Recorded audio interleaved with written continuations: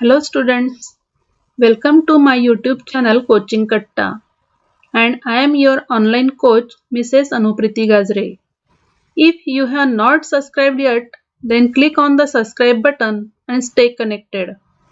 Press bell icon to get notifications. Today we are going to study Science 1 for Standard 10th. Let us start with the second chapter, that is Periodic Classifications of Elements, Part 1. The topics covered in this video are need of classification of elements and Dobbe-Reiner's triads. In the previous standards, we have already learnt about few terms. Can you recall the terms? Like, what are the types of matter?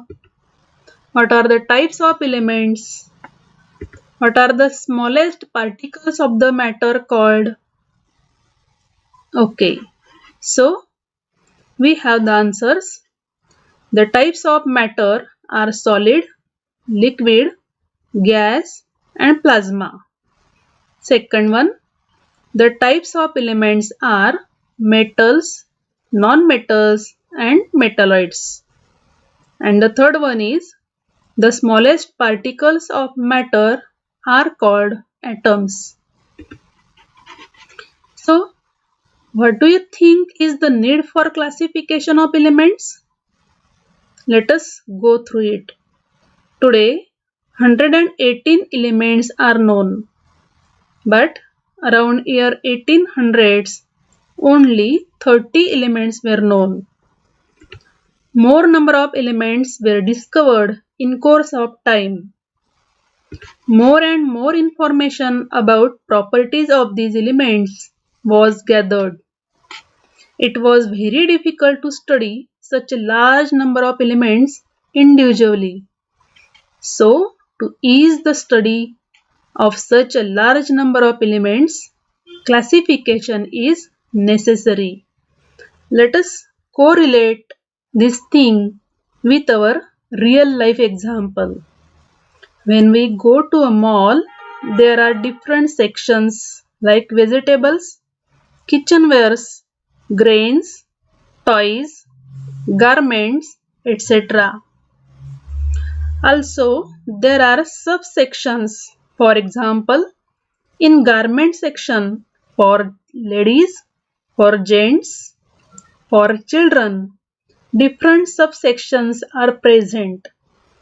So it becomes easy for shopping. Like that, elements are classified in different groups, which also helps us to study the elements. So let us move to the next section, Dobbe-Reiner's triads. First attempt was done by Dobbe-Reiner to classify the elements. Who was this person? He was a German scientist.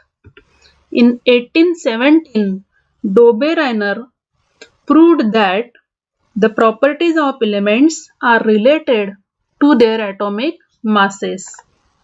Now, what are the triads? Dobbe-Reiner made a group of 3 elements each having similar chemical properties and named that group as triad. He arranged these 3 elements in an increasing order of their atomic masses. He proved that the atomic mass of the middle element was approximately equal to the mean of the atomic masses of the other 2 elements. Let us see one of the example of triad.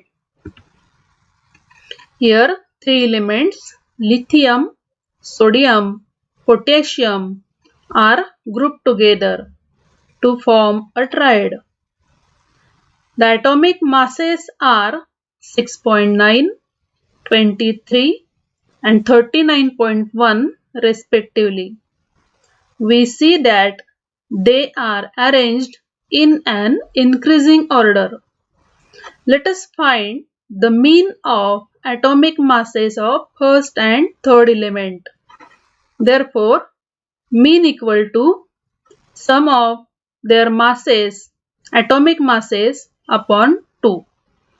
That is 6.9 plus 39.1 upon 2 equal to 46 upon 2 equal to 23.